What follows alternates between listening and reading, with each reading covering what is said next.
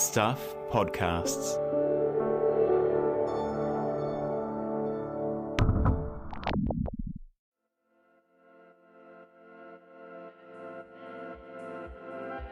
Hi, I'm Michael Wright and welcome to The Long Read from Stuff. Coming at you with this bonus episode. There is no long read per se in this edition, but instead we are looking at premium content of a different kind. Stuff, as you may have seen recently, has gone deep on the TV quiz show, The Chase. These four people have never met before, but by working as a team, they have the chance to win thousands of pounds. There's just one thing standing in their way. The chaser. The chase is on. Some of you may have seen the coverage. Our data experts have crunched the numbers on the show to find out things like how often contestants win, who's the toughest chaser to beat, and top tips on how to beat them. So we have a suite of stories that we've been running on this. And here at The Long Read, we are going to talk about the project and also have a bit of a group think on the chase. Why is it such a phenomenon and so successful in New Zealand? Joining me today to talk about this are Stuff senior data journalist Kate Newton. Hello, Kate. Kia ora. And the editor of Stuff to Watch and host of the podcast of the same name, James Croot. Hey, James. How are you? I'm good.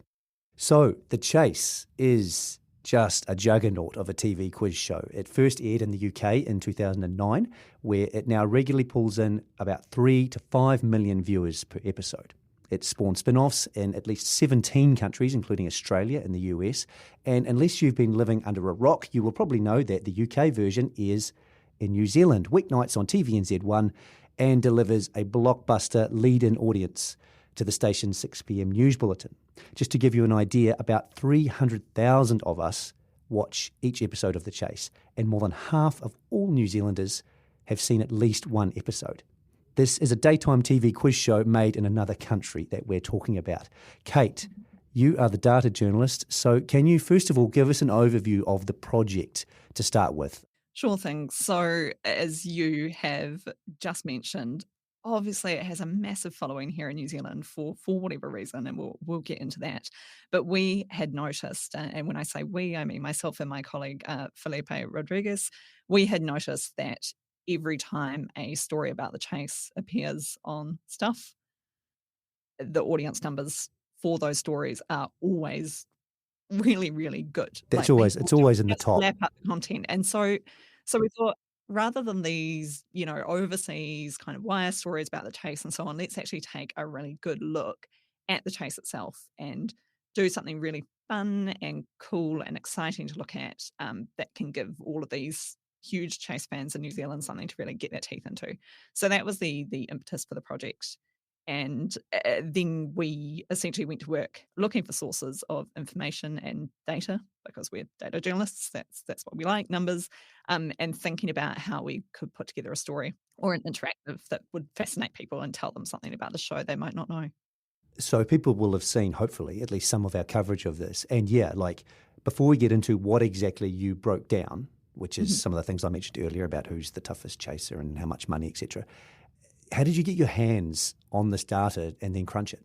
Yeah, so as you say, we'll have a chat about what we actually found. But the project, when you come to it, and the main interactive, presents you with a series of data visualizations that break down all of those numbers. And so we needed to find that information somewhere. It's not only New Zealanders that are huge fans of the chase. It seems to have massive followings in lots of countries around the world, which is part of the reason, I guess, there are all those spin-offs of the original Chase UK.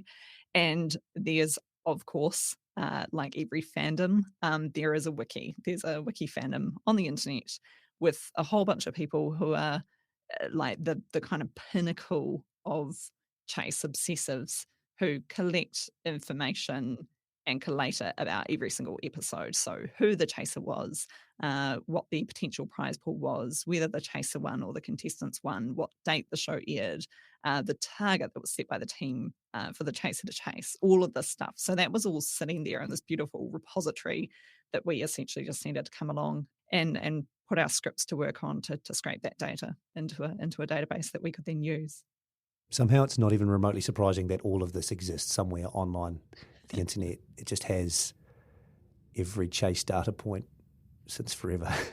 Yeah, it was, I mean, the easy part of the project actually was finding the source of the data, which sometimes can be the hardest part of being a data journalist, but this was, a sitting duck for us, essentially.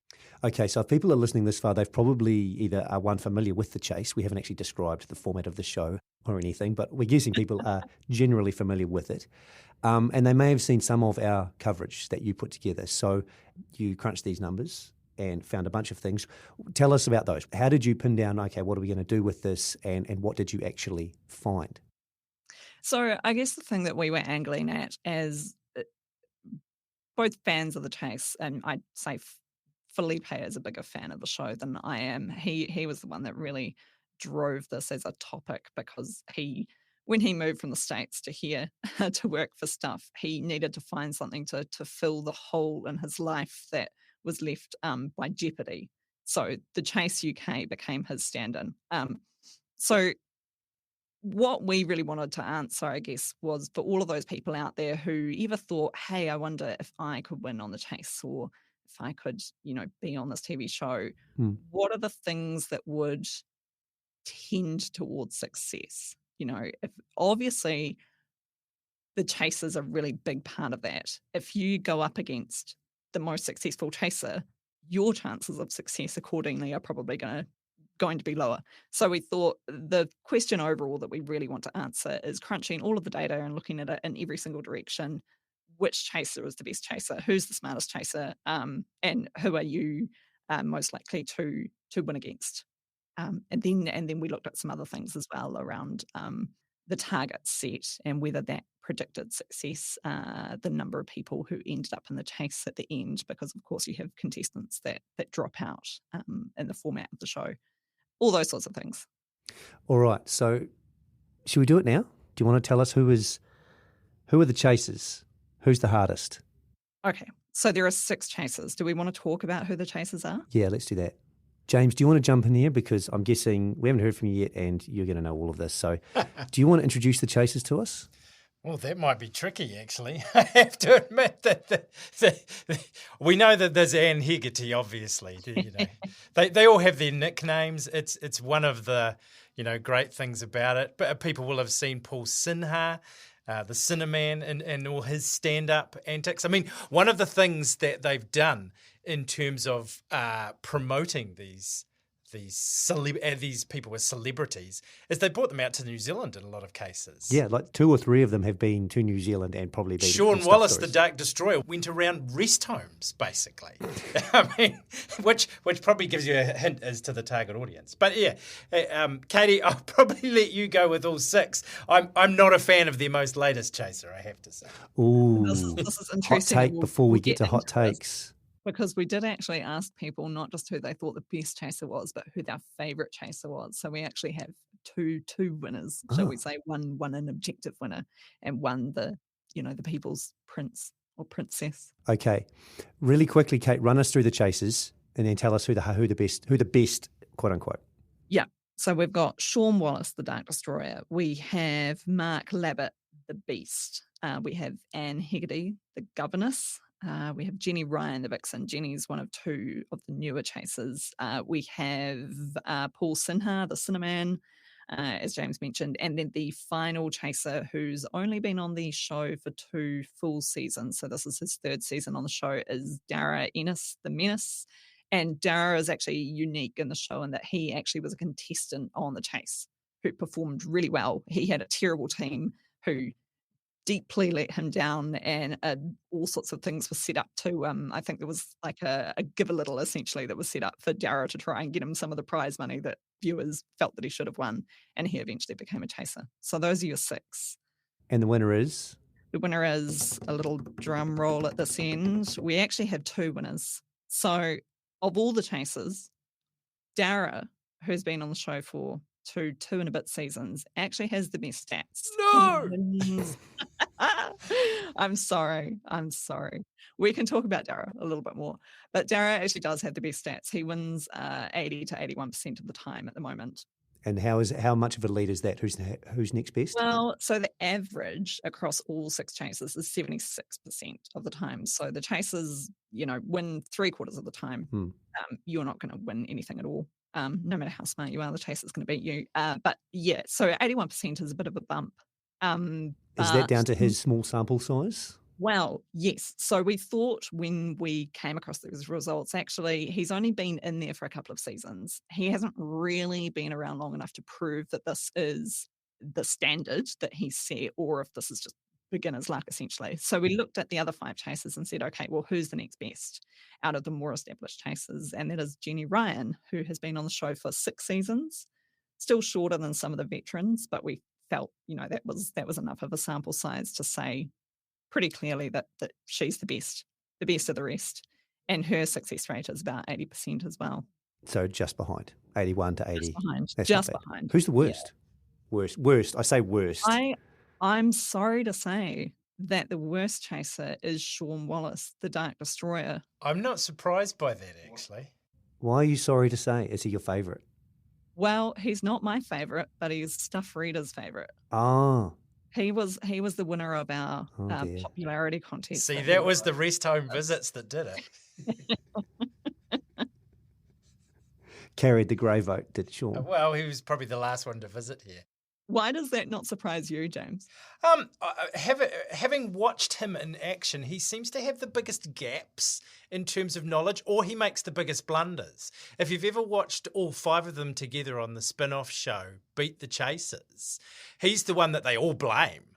And Mark Labbott isn't particularly very quick to point the finger if Sean stuffs up on a question that costs them the chase on that particular thing where they all have to work together.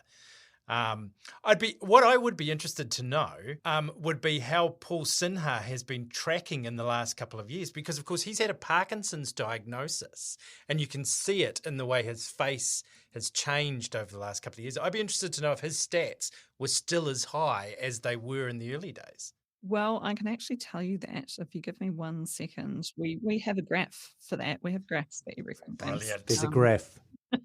And we actually do have a little line chart that shows performance of each chaser over the 14 seasons. So where are we? Here we go. So Mark was the one that you were interested in, yes? Actually, Paul. Paul. But Mark would be interesting from another point of view. So Okay. I'll take so that. interestingly, Paul's success rate has been tracking up for the last 5 seasons. Interesting. He's on the up and up. Mark is a bit more all over the place, and he has kind of been muddling along in the high 70s or sort of mid 70s and really dropped off in the last couple of seasons. He was down to sort of high 60s in the most recent completed season. If you don't take this the wrong way, he has been spreading himself thinly. He's obviously appeared on the US version. He's been doing a number of other things. I just must mention that the American version I quite like because it uses former Jeopardy champions as its chasers. That makes sense. Yeah. Kate, what else have we got? We've done smartest or best chaser, most popular chaser. What else have you got? Sorry, my battery is about to run out on this laptop. I thought that this was a power cord, but it's not. Can we pause for 30 seconds? Yes, we can. All right, I'm going to go and plug in. Give me a sec. Sorry. Hi, everyone. We're back. Kate has a charger for her laptop. Yes?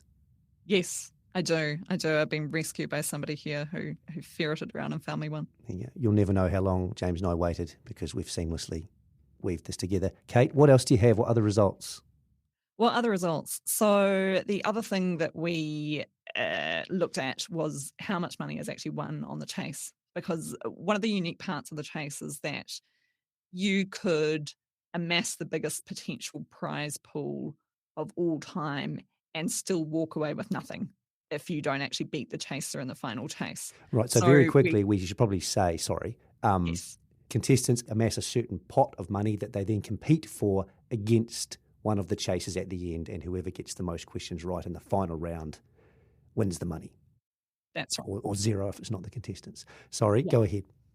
Yeah, so we actually looked at how much money had been won across the entire history of the chase, and it's really low. So it's about £9.5 million Great British pounds. So we're talking, 18.5 million New Zealand dollars across 14 seasons. How many of The shows? Chase. Nearly 1,800 episodes. It's like a few £1,000s per episode on average. That's nothing. No. It's kind of It's pathetic. it's kind of brilliant when you think about it. Like It's diabolically brilliant. Yeah. So if I was a TV exec, I'd be very happy with that. Look, I guess Who Wants to Be a Millionaire kind of worked in a similar way, in that, except they always knew they were going to have to pay out £1,000 unless someone did really, really badly. There's kind of that bottom level, but they didn't often have to pay out unless people were coughing very high numbers very often. There's, different targets that each chaser kind of, or different amounts that each chaser sort of gives away each time. So some chasers are more expensive than others. For example, when we looked at the average prize won against each chaser, Jenny Ryan, not only did she have the highest win rate of the 5 established chasers, but she also had the lowest prize pools. So even if you could beat Jenny, you're actually not rewarded for your efforts in the slightest. Interesting. efficient. Yeah. I think £25,000 average. That was Anne Hegarty, so the governess. That was the highest average prize pool, and that's the prize pool. That's not even a guaranteed win. So if the contestants win, what's the average winning amount? Ooh, now you're asking me something that I don't actually think that we put into the story. I did work this out. So it'll be higher. 5 figures. Than those. Yeah. Let me come back to you on that. We can keep talking. James, and I'll see talk. Kate's going to come back to us. With the total prize pool that they generate against each of the chasers, Kate, is that a result of potentially the chaser catching them during the earlier rounds, or is that a result of people playing more conservatively against them? So taking the lower offer of the 3 at the start of each of the individual chasers? Unfortunately, that was one thing that was missing from this big wiki fandom. There wasn't any information about what prizes people, what sort of starting point people were offered during that face-to-face stage of the game, and what they actually took. So we don't really have anything to base that on, but I would say that, the size of the prize pool probably indicates, if the size of the potential prize pool is lower, then that indicates that either people didn't do particularly well in the face-to-face stage, or they accepted a lower offer. And there's a correlation between how goodly or badly you do on your cash builder round and the amounts you get offered by the chaser in the chase section. Yeah. Which indicates that if it's scaled up, if you're playing with higher amounts. Yeah. If you're smart, then you'll tend to amass a larger prize pool. Or if you collectively as a team are smart, then you'll have a larger prize pool. So the other thing I think is the tipping point. When it comes to the final chase, how many questions do you need? What do you need to beat the chaser and win? Yeah, so this was something else that we looked at that I think is very interesting for any aspiring chase contestants out there. 21 is when the balance starts to tip in your favour as a team. Once a target of 21 or higher gets set, then teams are more likely to win than the chaser. Anything below that, and the chaser more likely than not will succeed. Okay. So it's a 50-50 thing. It becomes more likely you will win as contestants 21 and higher. Yeah, and that increases basically. The higher the target goes, the more likely you are as a team to win. I think we found that a target of 24, and we're talking across 1,800 episodes, in episodes where a target of 24 was set, the chaser has only caught a target of 24 or more 6 times in the entire history of the show. So once you start to get into those low 20s, you've got a pretty good chance of walking away with the money. And I have some information about the total prize money now, going back to average prize pools available. So the average prize pool that's set by teams is about £18,000. The average successful prize pool, so this is the average prize pool set by teams that ultimately do win the money, is £22,000. So successful teams tend to establish a slightly larger prize pool in the beginning. Successful teams are slightly smarter, which makes sense Yes. by the sound. And there'll be more of a team in some cases, like there'll be more than two of them. Or There was a lady once, because there was a stuff story about it, there was that lady who crushed it on her own. And I mean, I think that's possible, but I think also the target does seem to bear some correlation to the number of people who are there at the end. If you have 4 people who are able to answer those quickfire trivia questions, it stands to reason that you're probably going to be able to answer more of them faster and set a higher target, right? You will have those outliers, like somebody who just, absolutely crushes it solo. So we're going to come back. There are some more results Kate has for us based on reader responses to the Chase project. We'll hear from them soon. But first, let's talk a bit more about the Chase, because as we've said and haven't really examined yet, this show is just a phenomenon like no other. It almost doesn't make sense how popular the show is.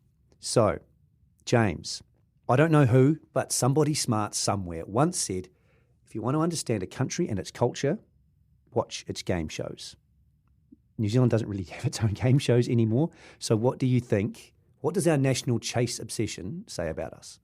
I think it ties into our colonial roots, our Britishness, the fact that we still have quite a large expat population. I think if you looked at the audience numbers for the Chase, and it's 5 p.m. viewing, 7 nights a week really, not just 5, it definitely skews towards an older audience. It plays on TVNZ1. It's probably one of the rare shows that probably has a much higher audience in terms of that linear broadcasting than who watch it on demand. In fact, I've rarely seen it in any of TVNZ's on-demand figures as being a high-rating show at all. So it's really about that watching it in the moment kind of thing. It's what you put on when you're making dinner or, doing other things at that time. Having a sherry? Yeah, well, that's right. Yeah. It's the early bird special in terms of the older audience. But look, in a lot of ways, we've never really had our own game shows. The problem is now we've taken it to the nth degree and we don't even have our own version of an international format. Which we used to do, like Sale of the Century or something. Look, Sunday nights used to be Mastermind or University Challenge. The two just cycled round. There used to be, and I've talked about this in print before and online, there used to be a pathway. When I was a kid back in the 80s, you went from W3 to It's Academic to University Challenge. You could throw in the Krypton factor. And then you had the money prize things like Sale of the Century or Wheel of Fortune, if you want to go a bit broader and more game showy than an actual challenge, if you like. So, look, we've just lost that whole concept of it. We've tried to reinvent things in the last few years. There's the 9 Lives series. Māori TV have tried a couple of different things. There's still the legacy of It's in the Bag, which used to go, into communities and have a 3-question quiz. But to be honest, that was more about giving away prizes and banter than any real test of knowledge. But yeah, we've just lost that whole thing. And I noticed there has been a trend. I think given the success of the Chase, channels like Eden and Three's Discoveries kind of shows that they have now, they've very much gone back to that British well. So we're now seeing Who Wants to Be a Millionaire? We're now seeing The Weakest Link, all these British versions of shows. But yeah, I don't know how we get back to where we once were. To commissioning people at networks just don't seem interested in quiz shows anymore, even though we have this phenomenon that is the Chase. Is it just cheaper, easier in a smaller country as New Zealand to buy stuff in? I think people love because we're a British colony at heart. Well, I guess the question is, would New Zealand On Air pay for one of these? I don't know that we've put that to the test in recent times. But I think perhaps the most damning thing of the last few years is when we did finally get around to trying to make a local version of Who Wants to Be a Millionaire. Not only did we get Mike Hosking to host it, but we flew contestants over to Australia to film it because it was cheaper to rent their studio. Yeah, I think the other thing, just going back to its immense popularity here as well, is that we talked about, it's Sherry Hour, it's very popular among an older cohort. When I was talking to people about the story while we were developing it, there were people, my age. I'm not the youngest person ever, but I'm in my mid-30s. I'm not in a rest home yet. People my age were saying, "Oh no, I love The Chase," and often it was because they watched it with an older relative, or also I encountered a lot of people who watched it actually during lockdown. It was their kind of wind down at the end of the working day, something to mark the break between the end of the working day and going off to cook dinner or wind down with a drink, what have you. So I was actually astounded at how many people I knew of my generation who confessed themselves as ardent Chase fans. I think another thing with it is this idea of the democratization or the homogenization of the pub quiz. So it used to be that pub quizzes were these things held in various pubs around the country, only a few, and they'd be not necessarily run by celebrities, but run by local celebrities. So Jim Morey used to do one in Dunedin when I was a kid. And you'd get these regular quizmasters who'd have their quirks. But every pub did something different. Now we have Believe It or Not, which is in virtually every pub in the country. I mean, you could go any night of the week in one of the major cities and you could do that week's quiz. Everybody has got the same questions. And so there's that feeling from that probably established in lockdown as well, that was the idea of that being brought home. And so then everybody gets to have their go at this quiz. It is mindless viewing in some ways, but it's also interactive mindless viewing, so you can challenge yourself if you want to. Or with The Chase, you've got these distinctive personalities that you can identify with or, get behind or ridicule. You're not really worried about the contestants. It's all about the chasers themselves. I think there is an underdog element though. And, looking at those stats, Totally. The Chaser wins 3/4 of the time, and they've set up the Chasers as these kind of villains. The names they Yes. have, the Dark Destroyer, the Menace, the Governess, they're all kind of these looming, scary figures, right? So they are actually setting up not just the contestants, but actually the audience in opposition to the Chaser. Oh, yeah, 100%. I think I've probably seen The Chase the least of all of us.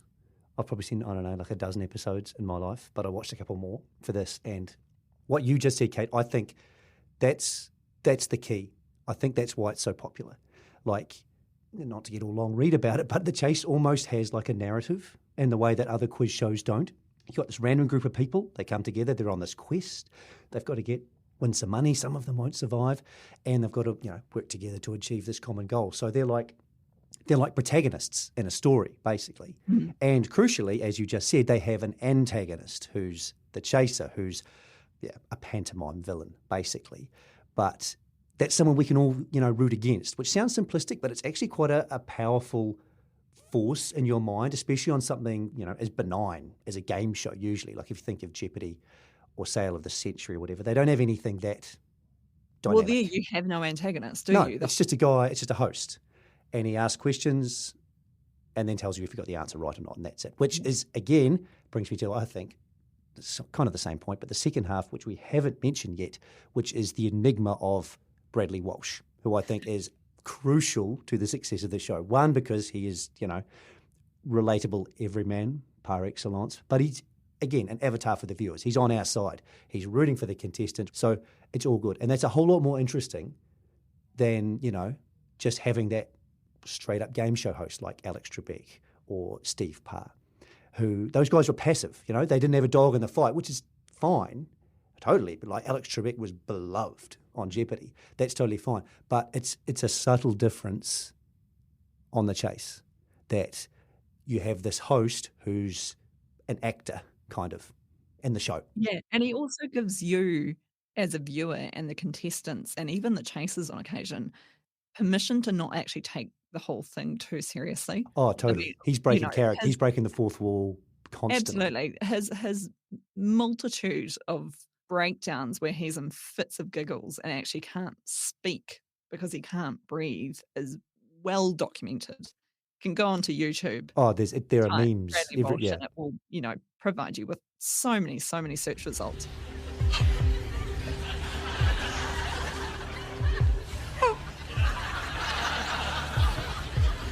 You've put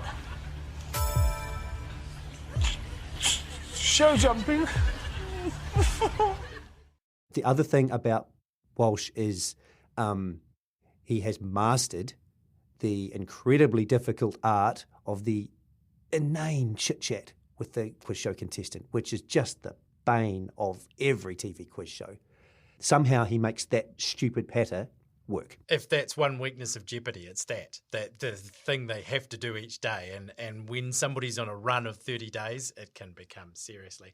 But you have to wonder in a lot of cases how these people ever decided that that was the one anecdote that should be told about them on television. We're often screaming at the television at home going, why out of everything did you choose that? It's just incredible. All right, let's move on. James kind of trampled on this earlier, but hot takes. Give me your hottest take on the show. Turns out James hates Dara. Look, there's just something about him.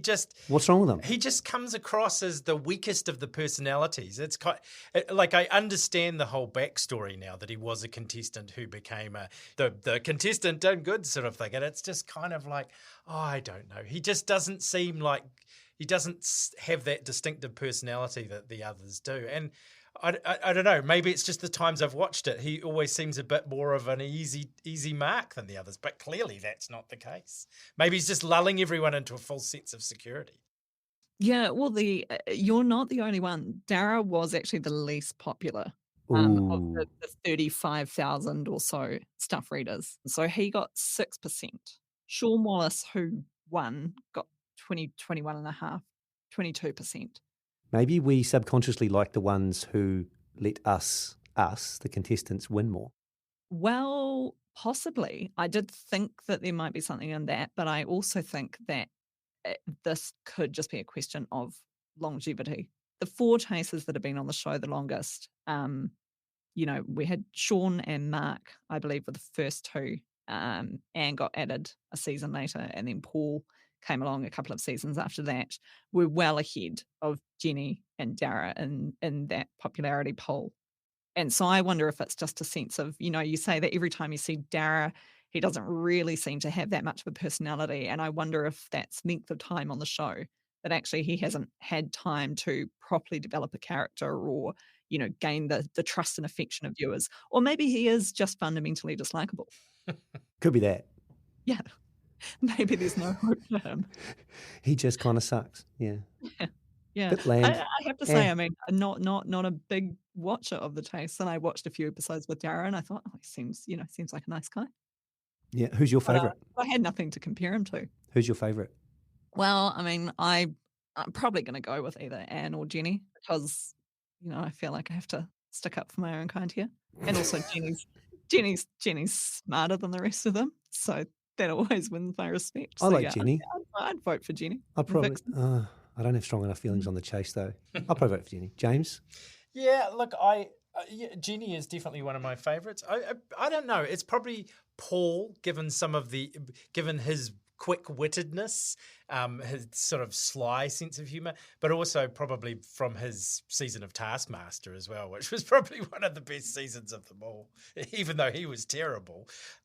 There's something about him which is just kind of endearing and whip smart at the same time.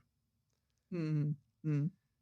Okay, we kind of talked about this before with some of the results, but what are the tactics for the chase? You're on the chase. What do you do to give yourself the best chance to win, other than luck in and have smart teammates, say? Well, shall I kick off with what I've got from my data? Yes. The scientific take on it, and then we'll see what James thinks.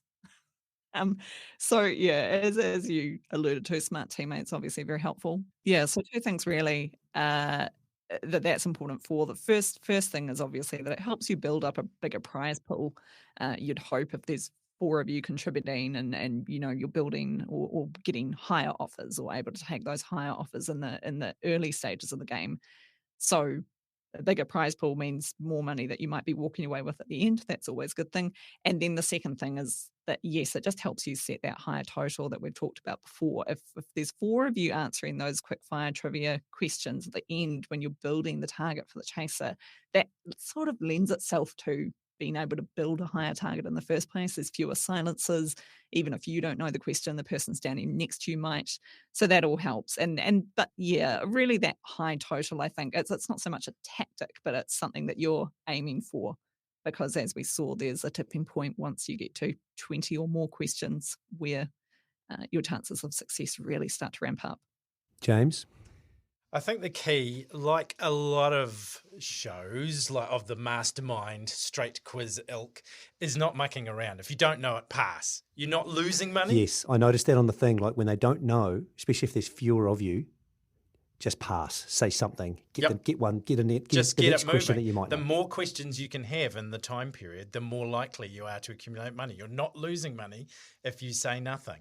And I was just thinking as well that one of the things about the Chasers, this wasn't created in a vacuum. There was a series before this called Eggheads, which was essentially a panel of chasers against a team. So you'd have a team of 4 people up against 4 essentially chasers. And so this is more an individual kind of thing. And it's just been kind of honed and refined. But yeah, in terms of success, it really is just about that. Also working out in those early stages how many steps you might be able to stay ahead of the chaser. I think that's probably key. You make a mistake there, you can do all the hard work in the cash builder and then you throw it away by only giving yourself a margin of error of 1 or 2. And luck out on Yeah, 1 or 2 questions. exactly. I think our quiz master here at Stuff, Shara Hume, who puts together the daily quizzes each day that you see if you go to Stuff, she has actually put together a whole story about what she thinks you need to do to be able to beat the chasers. But one of the things that she pointed out as well is that if you take the time to actually look at because it's multi-choice, right? You're not answering the questions in a vacuum, except for the quickfire trivia at the end. But during that cash build stage where you're trying to bring home the cash and prevent the chaser from getting it, there you are given multiple choice. And she says if you take the time to actually look at the options you're given, you can pretty much rule 2 of them out straight away. And then there will be 2 answers that are relatively similar. And if you think about it for more than half a second, you can normally work out, even if you don't know the answer, which one is the right answer, just based on what those questions are. She goes into that in a bit more detail. You know, there are ways to essentially guess the answer or make a pretty good stab at it, even if you don't know. That isn't just a blind guess. Yeah, I definitely think she's right there. I think the thing that throws a lot of people with this is, of course, there are only 3 options rather than 4. So the quiz tradition has always been 4. And as you say, there's usually been a 50% you can rule out straight away. It's the fact of 3, I think, that sometimes throws people. Anyone been on a quiz show? Me. Well, let's tell you. After a litany of disasters. My name is James Croot and I come from a quiz show family. My father was on a radio quiz back in the day in the 1950s, part of Quiz Kids. I believe Jim Mora might have been a part of the same team. I can't remember. Lost in the mists of time. Anyway, he was on Mastermind in the early 80s, which sparked the whole kind of quiz thing within our household. So my brother, my middle brother, has been on the Krypton Factor. He was on It's Academic, famously got told off by Lockwood Smith for not calling him Sir.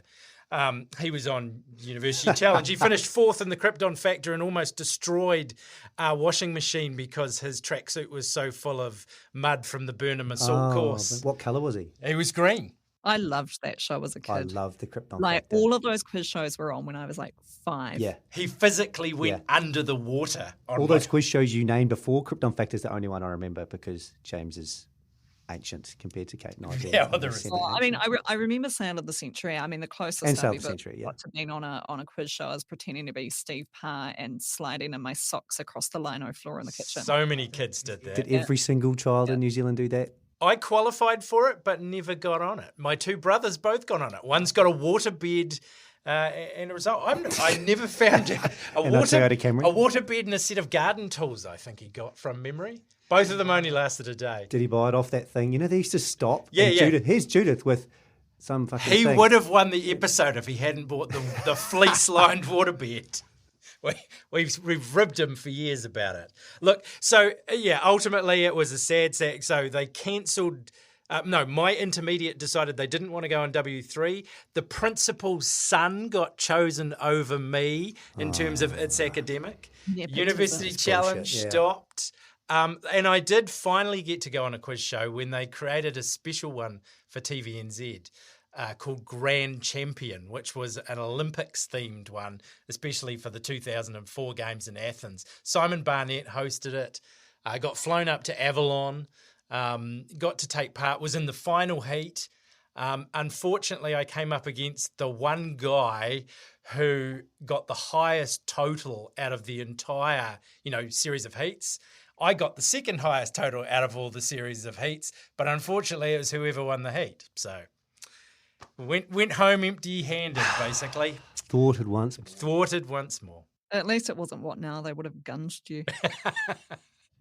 Kate, quiz shows? No quiz shows. Lots of pub quizzes.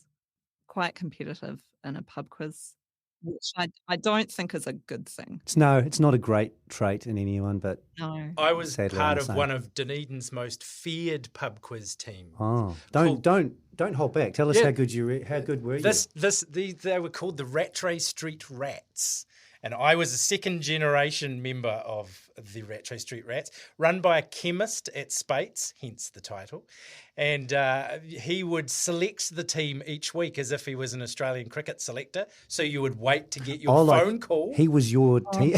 God. You'd wait to get a phone call to I'm out. see whether you were in the team. Nah. And it would be a mix of, he would choose the selection based on the mix of ages and, various areas of expertise. This was essentially putting together a chase kind of idea each week for firstly the Shoreline and then the Shield Hill Tavern Mornington pub quiz.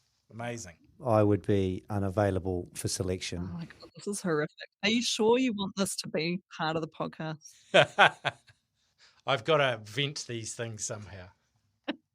I do. I put it in the notes here that I do think having probably Who Wants to Be a Millionaire is the TV quiz show that I've watched the most of lucidly rather than as, a small child not really paying attention. And I do think that I would back myself to win at least 16,000. I reckon That's pretty that's good. about the point that I, There's you two or know, three hard questions or hardish questions to get 16. yeah. Okay. But who knows? Well, we're going to find out soon I- because I'm going to test you very soon. Oh, I mean, So- James, you may be able to talk to this because you've actually been on a quiz show, but who knows how you perform under the spotlight? Well, get ready because the spotlight is coming. It's an out-of-body experience, I think, is the Yeah. easiest way to describe it. Before we do that, though, because there's just this whole conversation around the chase where we write these stories. Every time we write a story, it's on the top of stuff. It can be what one chase is up to. He's in New Zealand and Sean Wiles is at rest homes. Or the beast has lost weight. Or the questions being too hard seems to be a recurring theme. People get outraged very quick when we write stories about that. So It's like when the riddle's too hard. I trawled the internet. I didn't trawl the internet. I Googled for about half an hour the other day to try and find some chase trivia that we didn't know or hasn't been reported somewhere ad nauseum already. This is what I've got. The Chasers are the best of friends. Despite their rivalry through the show and the Governor's Hegarty, Mark the Beast, Sean Wallace, Paul Son of January are good friends outside the show and regularly hang out. What about Dara? Do they hang out with Dara? I don't know. This was either written before Dara went on or they hate Dara too and they exclude him from everything they do together. Jenny and Anne even quiz together on Monday nights. So, Like at a pub quiz. fuck going to that pub quiz. Yeah. Yeah. Well, they have leagues and all sorts of things in Britain. It's like the English Premier League sort of. There are tiers and regional divisions. It's insane. It takes 3.6 to 4 seconds on average to ask and answer a question on the chase, which feeds into your theory, James. Just pass.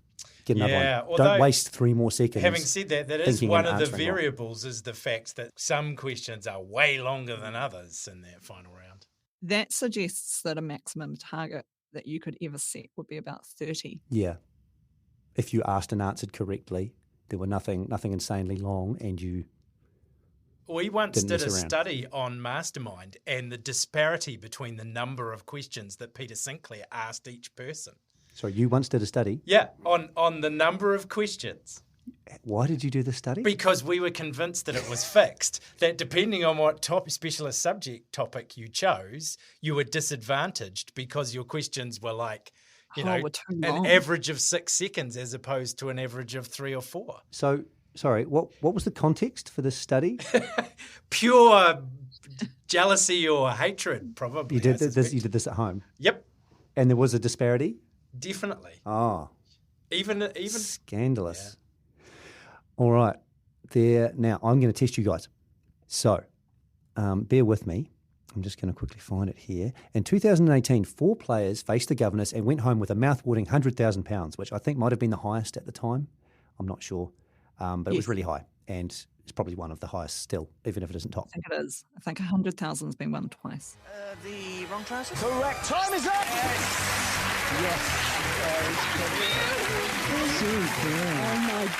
Oh my god. Ah, yes. £100,000. Unbelievable. They set a target of 21 questions for Anne, the Governess Hegarty, to get. Do you two guys think you can get them and deprive them of the £100,000 they won? Oh. Because I watched this episode. I watched 5 minutes on YouTube and wrote all the questions down. I have 21 questions here. Are James and I a team? Yep. Okay. You can be, you're a team, you're a chaser team.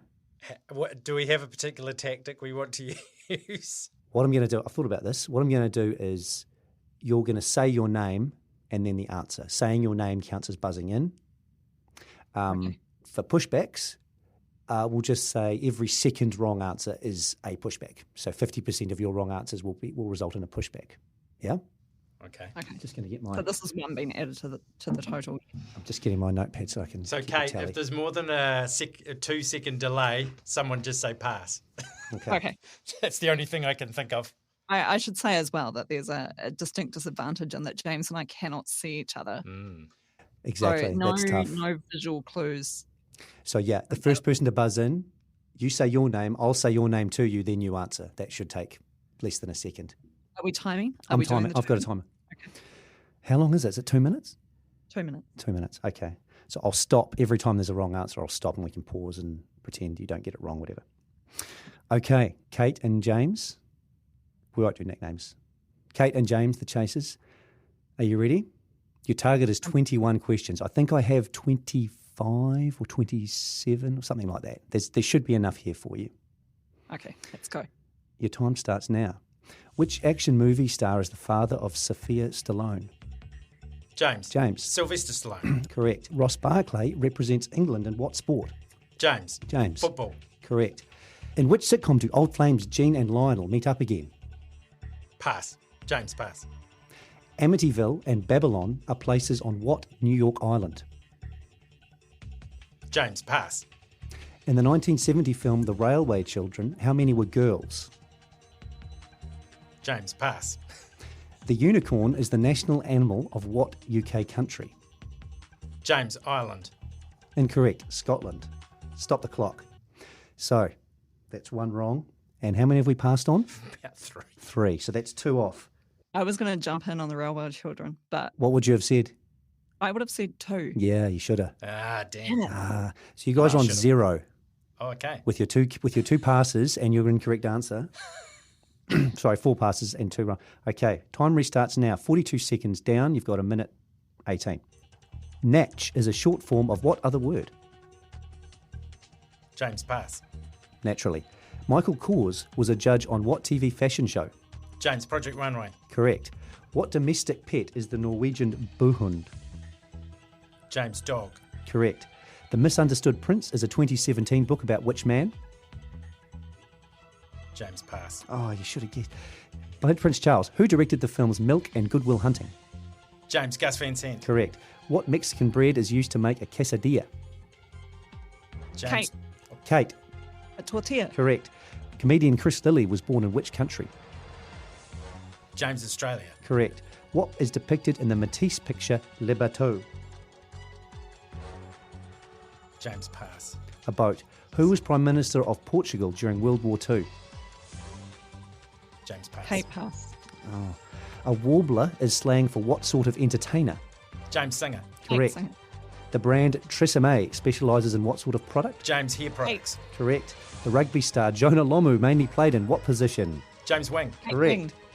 Castle Rushen is located in what island of the Irish Sea? James Pass.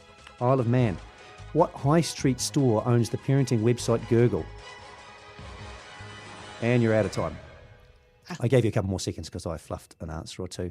The answer we were looking for was Mothercare. You guys got 12, and I've been kind on the pushbacks. They win $100,000. Sorry, James guys. got 12. I got Tortilla. You got Tortilla. I did. It was hard. I did sense halfway through that it was getting tough, that you guys couldn't see each other, and there was pauses and things where I felt it would have been better if you were in the same room. Oh well. That's it. Anyone? Any final chase thoughts from anyone? Final thoughts on the chase. Oh, Kate, one you're going to thing give us the results. What were the results of So what people actually answered. So if you go to the interactive, we ask you to answer 3 questions about the chase. How often the chasers win, how much prize money they've given away on the show, and who the best chaser is. I've obviously given away all 3 answers during the course of this podcast. So if you have not looked at the interactive yet, your chances of success are going to skyrocket. But the people that have already answered the questions and did not have the benefit of me giving them the answers, of those 45,000 odd people who've answered, about a quarter of them got at least one of the 3 questions right. But all 3 questions, there were 75 people, 75 out of 45,000. So about 0.17%, 0.2. come on, New shall we Zealand. call it, got all 3 questions correct. what were the 3 questions again? The 3 questions were, how often does the chaser win? Who's the best chaser? And how much prize money has been given away on the show in total? Yeah, that's To the the kicker. nearest £1 million. We've been kind on that question. We haven't asked for, the exact figure. 75 people. So I wouldn't rate Stuff Reader's chances on the chase. I'm sorry to say. Oh, I wouldn't rate my chances on the chase given my performance just now. that's it for us for this bonus episode of The Long Read. Thank you, James. Thank you. Thank you, Kate. Thank you very much. We'll see you again as normal on the weekend. Thanks for listening.